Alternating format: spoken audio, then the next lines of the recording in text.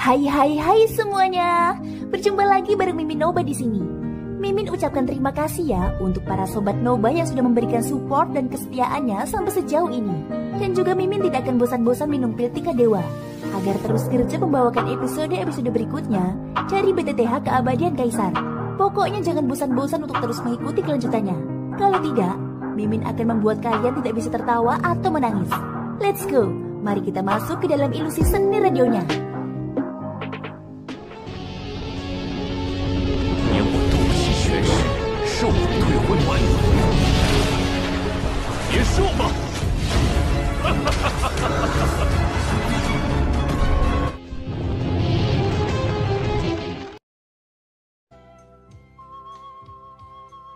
Melanjutkan cerita dari episode sebelumnya ya. Hahaha, saudara Sansuo, tidak pernah terbayangkan sebelumnya bahwa orang-orang klan Sanmu akan kalah telak begitu cepat. Ini sungguh mengejutkanku.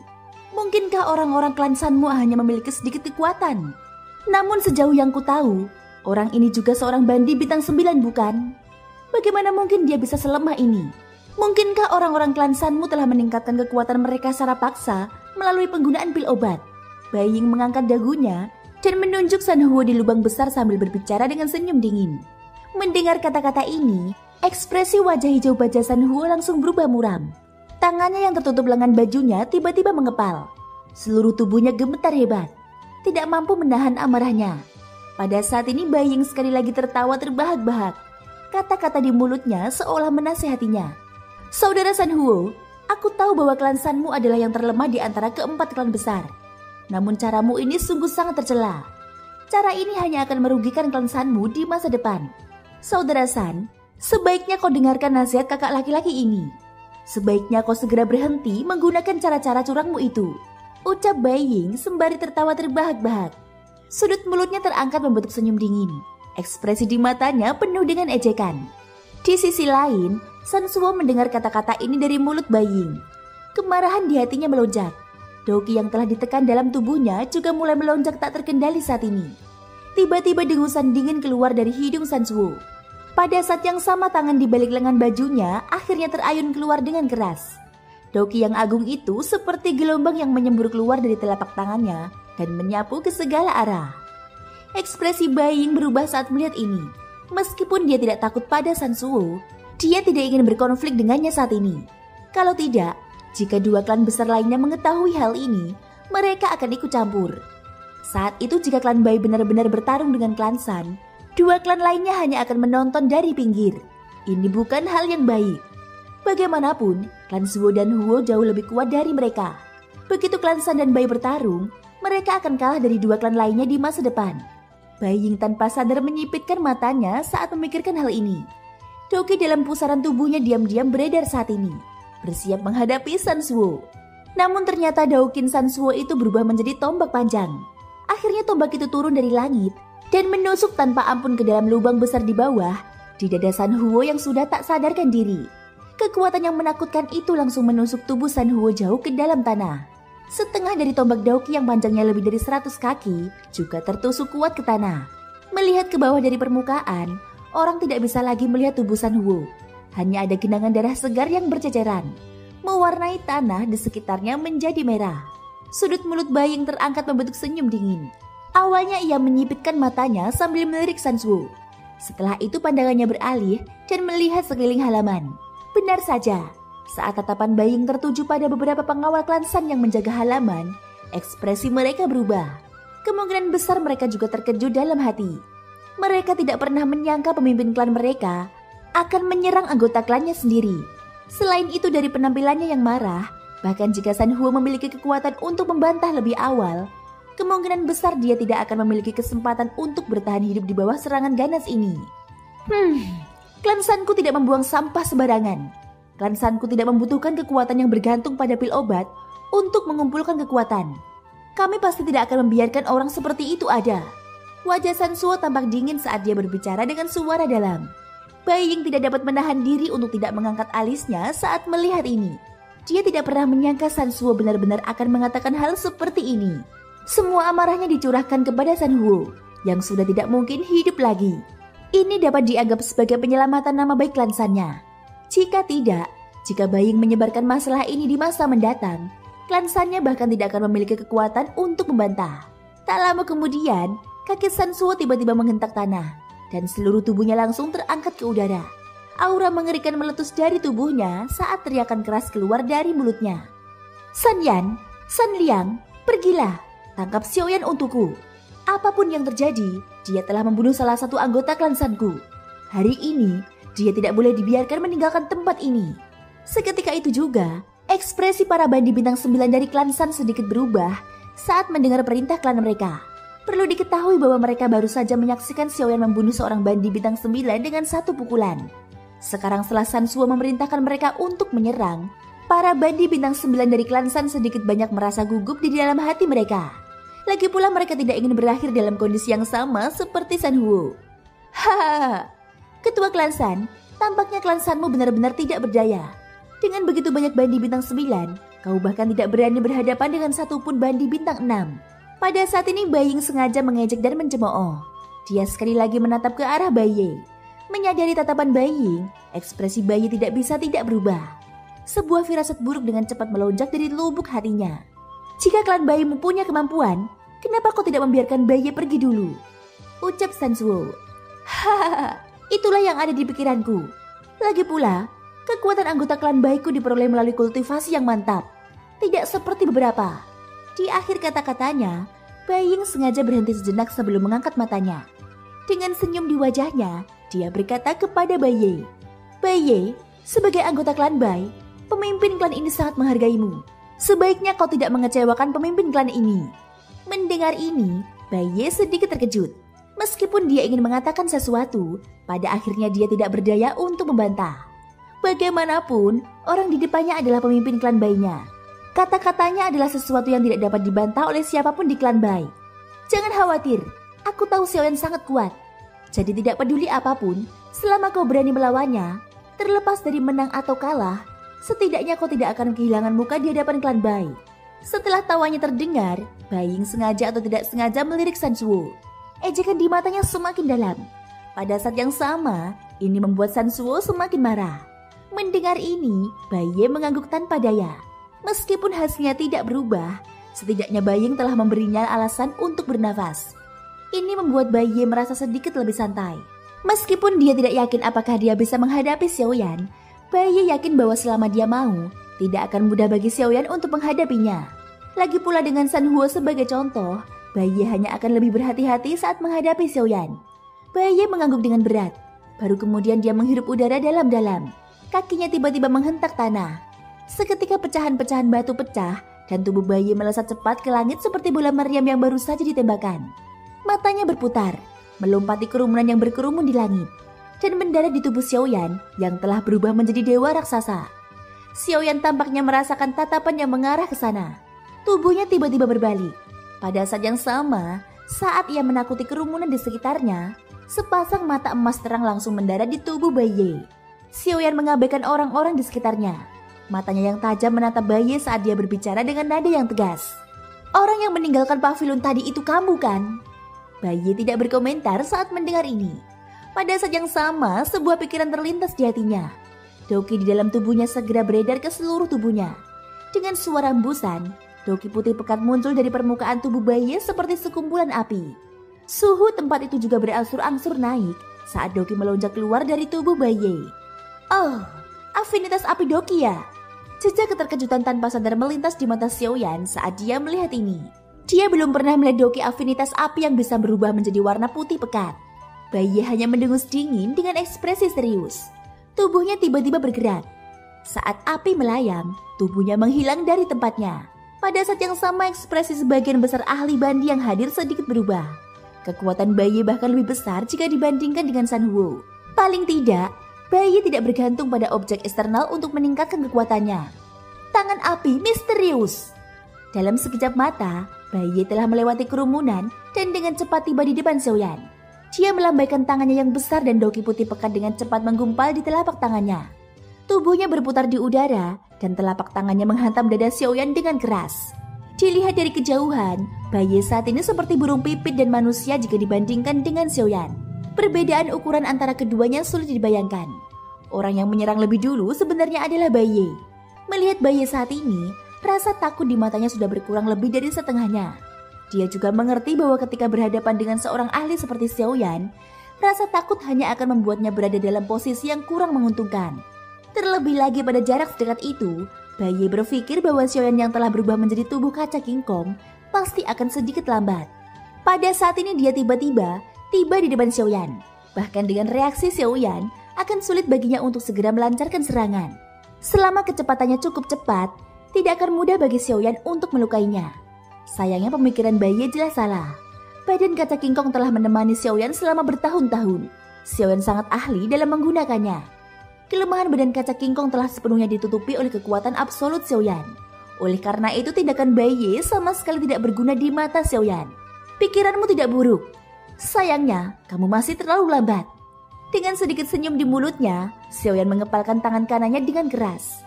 Segera sebelum Baye hendak menjatuhkan telapak tangannya di dada Xiaoyan, dia meninju dengan keras dan langsung mengenai Baye. Seketika suara tulang patah berulang kali terdengar. Ekspresi para ahli yang menyaksikan pertempuran sekali lagi berubah. Tidak seorang pun menyangka bahwa meskipun orang itu lebih kuat dari San Huo, dia tetap tidak akan mampu menahan pukulan dari Xiaoyan.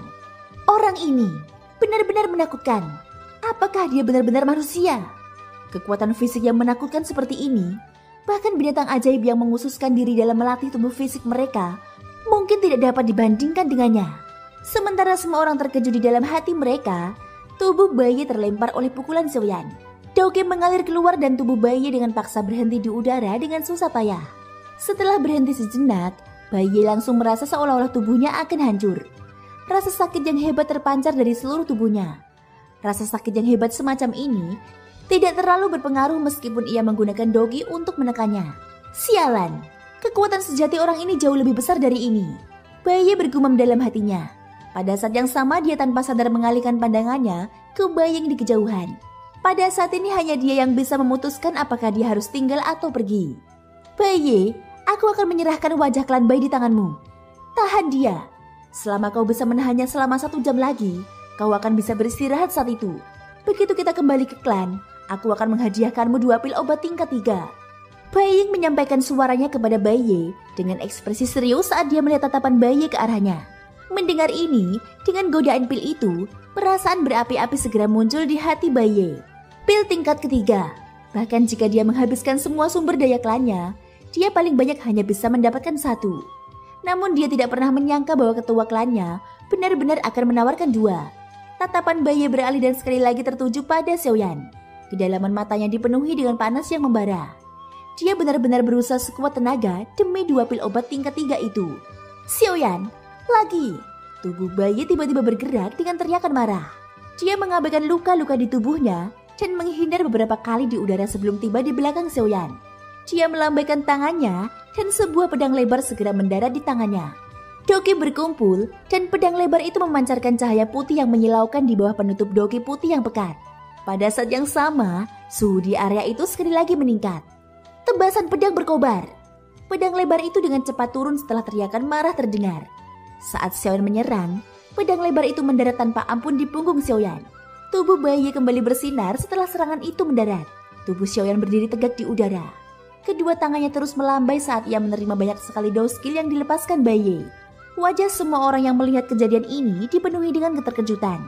Hati mereka sangat terkejut dengan tindakan Xiaoyan yang menggetarkan jiwa. Perlu diketahui bahwa sebagai bandi bintang 9, kekuatan Baye sudah sangat kuat.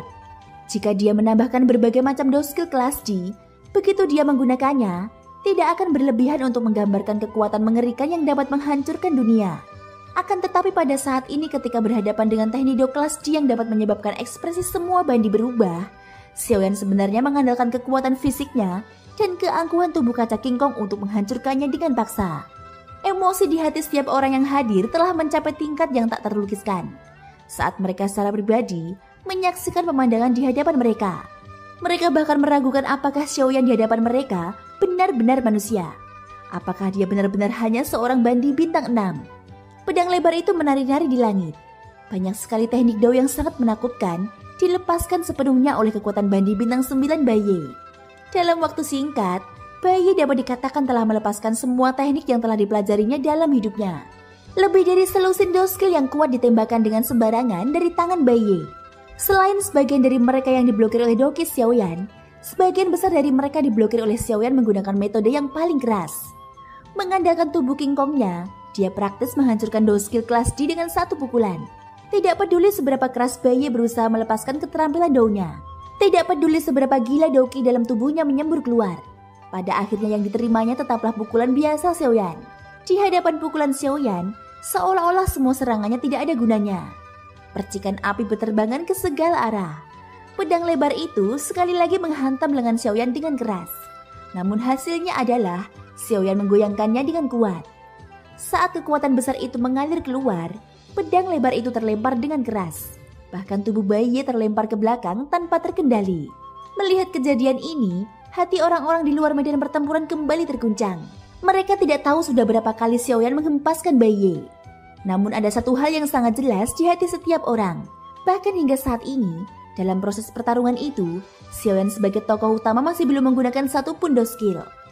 Hanya hal ini saja sudah cukup membuktikan betapa hebatnya Xiaoyan. Dengan paksa menahan mati rasa yang berasal dari lengannya, ekspresi Baiye tampak muram. Doki yang tersisa di dalam tubuhnya dengan gila-gilaan keluar dari tubuhnya. Dengan memutar pergelangan tangannya, dia sekali lagi menggenggam erat gagang pedang besarnya. Kakinya melangkah dengan ganas ke udara dan dalam sekejap mata sosoknya sekali lagi menghilang. Detik berikutnya, pedang lebar muncul di atas kepala Xiaoyan. Pada saat ini sosok Baiye tidak terlihat. Cobalah skill Doku yang terkenal ini. Tiba-tiba teriakan Baiye menggema di seluruh tempat. Pada saat yang sama api Doki putih tebal tiba-tiba muncul dari pedang lebar yang muncul di atas kepala Xiaoyan. Api yang ganas itu membumbung ke langit. Aura di atasnya juga dengan cepat menjadi menakutkan. Pedang memecah jiwa teratai merah. Setelah aura pada pedang lebar itu terkumpul, hingga tingkat yang sangat menakutkan, teriakan serak dan rendah tiba-tiba terdengar dari mulut Baiye. Raungannya seperti guntur yang mengguncang seluruh tempat. Pedang lebar yang terbakar dengan api putih tebal tiba-tiba bergetar. Di bawah letusan kekuatan yang menakutkan, ruang di sekitarnya langsung runtuh. Pedang lebar itu juga membawa aura menakutkan yang dapat menghancurkan dunia saat jatuh dengan keras ke arah Xiaoyan di bawah. Ekspresi wajah orang-orang di bawah berubah ketika mereka merasakan aura menakutkan pada pedang lebar itu. Bahkan beberapa bandi bintang 9 yang hadir tanpa sadar memperlihatkan ekspresi serius di wajah mereka. Di sisi lain, Beiying menampakkan ekspresi terkejut di wajahnya saat melihat Baiye benar-benar dipaksa menggunakan kekuatan penuhnya oleh Xiaoyan. Namun pada saat ini Xiaoyan tiba-tiba mendengus dingin. Tubuhnya bergetar dan api surgawi yang indah segera menggumpal di permukaan tubuhnya. Suhu yang sangat tinggi menyebabkan udara di sekitarnya segera menjadi sangat kering. Semua orang di sekitarnya juga dengan cepat mundur dengan perubahan ekspresi. Xiaoyan mengangkat kepalanya, sepasang mata yang memancarkan cahaya keemasan menatap pedang yang dengan cepat turun di atas kepalanya. Hatinya sedingin es. Baiye ini benar-benar telah membangkitkan amarah di hatinya. Tangannya yang besar tiba-tiba mengepal, dan api surgawi yang indah dengan cepat menggumpal di telapak tangan Xiaoyan. Dalam sekejap mata, api itu menggumpal menjadi penguasa api yang sangat besar. Tanpa jeda, saat penguasa suan api raksasa itu memadat, tangan Xiaoyan yang memegang penggaris besar itu tiba-tiba mengayunkan lengannya. Penggaris besar itu tiba-tiba terangkat ke udara. Pada saat yang sama aura kehancuran yang mengerikan dengan cepat dipancarkan dari penggaris api raksasa. Penguasa memecah langit 7 langkah. Langkah pertama. Xiaoyan menjerit keras di dalam hatinya. Tak lama kemudian, penggaris raksasa di tangannya dengan keras memotong ruang kosong itu. Kekuatan dahsyat itu menyebabkan seluruh tempat hancur ketika penggaris raksasa itu melesat menembus ruang kosong. Berubah menjadi ruang kosong yang gelap, dalam, dan tidak berujung. Seketika ekspresi semua orang yang hadir berubah drastis. Tidak seorang pun menyangka bahwa Xiaoyan di depan mereka ternyata seseram ini.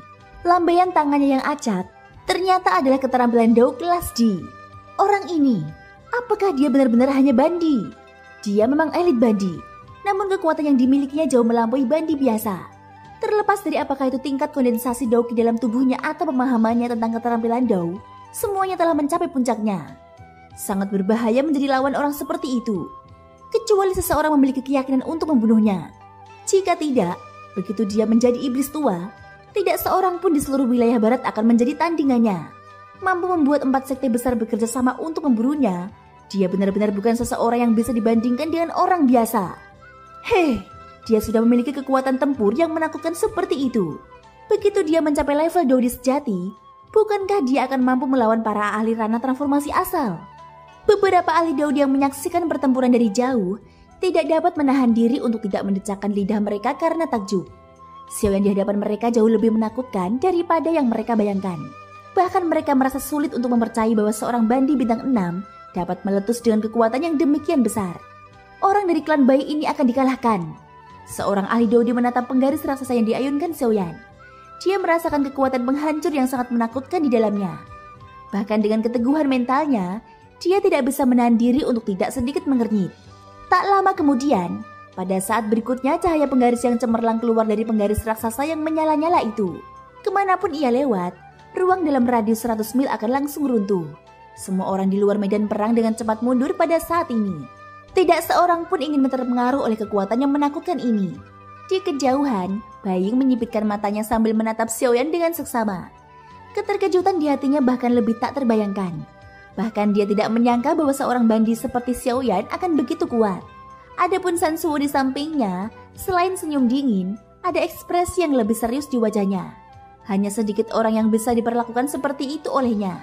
Ini adalah sesuatu yang bahkan tidak bisa dilakukan oleh 3 kepala klan lainnya dari 4 klan besar. Pada saat ini Xiaoyan telah sepenuhnya mengubah pemahamannya tentang seorang bandi. Dia tidak pernah membayangkan bahwa seorang bandi akan mampu meletus dengan kekuatan yang begitu menakutkan. Bocah ini, dia tidak boleh dibiarkan meninggalkan tempat ini hari ini. San Suwu berteriak pelan di dalam hatinya. Pada saat yang sama kedua tangan di balik lengan bajunya perlahan mengepal. Doki di tubuhnya diam-diam beredar. Namun semua ini juga dirasakan oleh Baying yang telah mengawasinya. Pada saat ini ledakannya mengguncang bumi bagaikan badai yang tak terlihat. Ledakan itu tetap membuat ekspresi semua orang di kota aliran dingin berubah drastis. Kendang telinga banyak orang yang lebih lemah langsung pecah oleh ledakan ini. Darah segar disertai dengan rasa sakit yang hebat saat mengalir keluar dari mulut mereka. Wajah semua orang dipenuhi dengan rasa sakit. Bahkan bandi bintang 9 itu juga menjadi pucat saat ini. Kekuatan mengerikan yang terkandung dalam pedang lebar itu berkurang lebih dari setengahnya saat bertabrakan dengan penguasa Suan Api. Hanya ketika Baya menghabiskan Doki dalam tubuhnya dengan liar, pedang lebar itu menjadi stabil. Namun pedang itu hampir tidak mampu menandingi cahaya penguasa Suan Api Xiaoyan dan jauh dari cukup untuk menghancurkannya. Baru pada saat ini, Baya benar-benar mengerti betapa menakutkannya kekuatan Xiaoyan di depannya. Kemungkinan besar tidak ada orang lain selain Dodi yang bisa melawan orang seperti itu. Namun saat ini meskipun ia telah menyadari sesuatu, semuanya sudah terlambat. Tidak ada jalan untuk menarik kembali anak panah yang telah ditembakkan. Sekarang ia harus menggunakan seluruh kekuatannya untuk melawan Xiaoyan. Atau ia akan terluka parah atau bahkan mati. Sialan, aku akan berusaha sekuat tenaga. Baya mengatupkan giginya erat-erat. Dia dengan gila-gilaan mengendalikan sedikit Doki yang tersisa di tubuhnya. Wajahnya yang pucat menjadi merah karena ini. Bahkan sepasang matanya yang putih pekat pun dipenuhi warna merah tua saat ini. Namun meskipun Baya menggunakan seluruh kekuatannya, semua yang dia lakukan tetap tidak berguna di depan Xiaoyan. Penguasa pemecah langit 7 langkah, langkah kedua. Teriakan pelan yang acuh tak acuh terdengar di dalam hati Xiaoyan. Sebelum cahaya penguasa ini mendarat, cahaya penguasa lain melesat keluar dengan keras dari penguasa Suan besar di tangan Xiaoyan. Dalam sekejap mata, cahaya itu menyatu dengan cahaya penguasa Suan sebelumnya. Seketika kekuatan cahaya penguasa yang sudah menakutkan menjadi semakin menakutkan saat ini. Hanya dalam sekejap, suara retakan yang jelas terdengar dari pedang lebar yang ditutupi oleh Doki. Segera setelah itu serpihan logam sebesar telapak tangan melesat keluar dari pedang lebar itu. Pada saat yang sama, Baiyi juga memuntahkan seteguk darah segar. Aura seluruh tubuhnya langsung melemah. Langkah ketiga. Xiaoyan tidak kenal ampun menghadapi hal ini. Dia melambaikan penggaris besar di tangannya, dan cahaya penggaris lainnya menyapu ke arah pedang lebar sambil membawa aura menakutkan. Kali ini situasinya berbeda dari sebelumnya. Di bawah serangan Xiaoyan ini, kekuatan penggabungan 3 cahaya penguasa pada dasarnya tak terhentikan karena pedang lebar itu hancur total. Nyala. Kalau tidak, kepalamu akan hancur.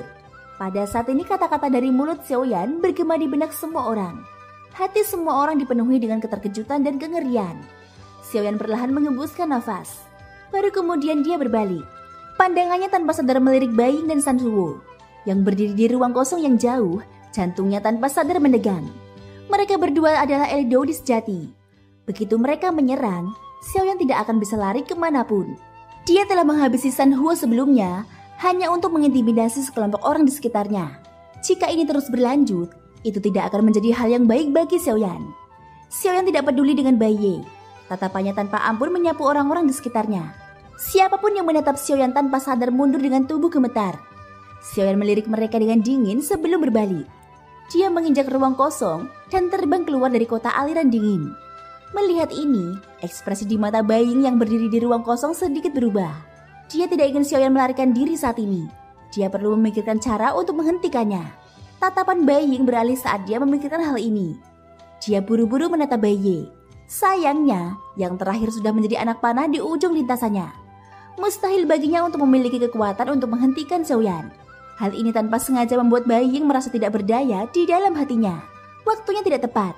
Jika Xiaoyan pergi saat ini, itu bukan hal yang baik baginya. Xiaoyan, berhenti di sana. Kau bisa melupakan rencana meninggalkan tempat ini hari ini. Pada saat ini, San Suo yang berada di samping Bai Ying tiba-tiba mendengus dingin. Aura dan tekanan yang lebih menakutkan langsung menutupi langit di atas kota aliran dingin. Doki yang kuat dengan cepat menggumpal menjadi penghalang melingkar di sekitar tubuh Xiaoyan, menghalangi langkah kakinya yang hendak pergi. Thank you guys sudah mendengarkan ceritaku di episode kali ini sampai akhir. Ikutin terus kelanjutan episode-episode berikutnya ya. Semoga hari kalian menyenangkan. Sampai jumpa dan bye-bye.